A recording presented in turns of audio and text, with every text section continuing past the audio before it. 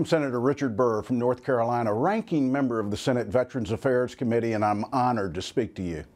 Today, all across this great nation of ours, military veterans are going about their lives with the expectation that their sacrifices will be honored and their services will be reciprocated by the government and the people they ably served. A young Marine sergeant just back from his third tour in Afghanistan is mulling his future career options after a VA transition seminar. A medically retired Army major wounded in Iraq is out on a jog with her husband getting used to her new prosthetic leg. And a Navy SEAL old beyond his years is having coffee with a homeless Vietnam vet he met outside the VA clinic.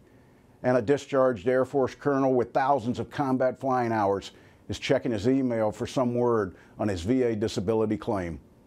Thankfully, over the past 5 years, Congress has authorized over $600 billion to VA in robust and sustained increases of government funding for veterans programs designed to be part of a more responsive federal support for veterans outreach and care.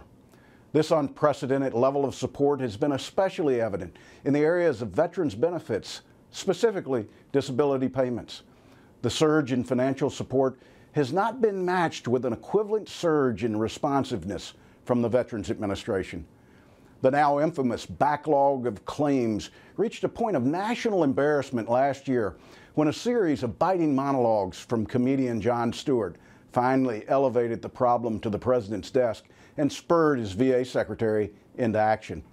It was only then we began seeing some signs of incremental progress. When it takes a comedian to garner a response from our government, we're in bad shape. While the backlog has begun to decline, we still have nearly 700,000 veterans and their families waiting for answers. Today, claims are often riddled with errors, putting the burden back on veterans to file an appeal. More than 250,000 appeals are waiting to be resolved, and the time it takes VA to act on appeals is worsening. As the nation's military stands down from its war footing, veterans should not have to wage another battle here at home, this time against government bureaucracy. We regularly hear from veterans who are experiencing unacceptable delays and waiting times for mental health counseling and other health services. These delays have real-life implications for veterans, especially those at risk of lapsing back into isolation or a downward spiral that can be difficult to stop. After Congress heard frustrating accounts from VA whistleblowers, VA is finally taking steps to improve its staffing and responsiveness for mental health concerns and its overall delivery of health care, but more remains to be done. Our younger veterans are entering civilian life during one of the slowest economic recovery in our nation's histories. Some states have passed laws that issue licenses to veterans or certifications for the skill sets they gained while in the military, provided their training met the state standard. Without reforms such as these that address the problem at its root, many veterans will end up retaking classes or tests they've already passed while in the service. Government has a vital role to play in improving the employment prospects for veterans, but short-term make-work programs run by government agencies are not the answer to our veterans' long-term needs. Lastly, I want to take a moment to speak about the problem of homelessness among our veterans. In North Carolina, we're trying something new.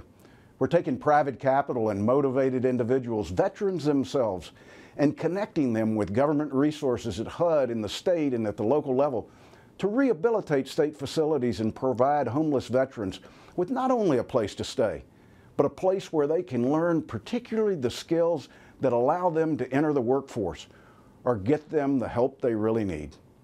Rather than a top-down government-centered approach, it's citizen-centered and it's veteran-focused. I've introduced legislation to continue to force Washington to change and to provide real solutions for the needs of our veterans population.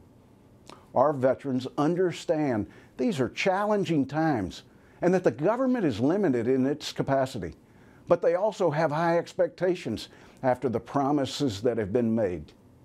The American ideals of liberty and opportunity are worth fighting for and preserving for our children.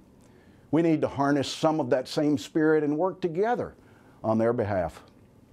The answer to these problems will not be found in new offices and new employees in Washington, D.C. The answer lies with Congress's responsibility to ensure that VA programs are operating in the way they were intended and meeting the needs of the veterans, not the DC bureaucrats, and inside the communities that our veterans live in. It's found in the American people, among the faces that greet our returning heroes. Working together, I know we can ensure that history will say, we kept our promise. Thanks for listening.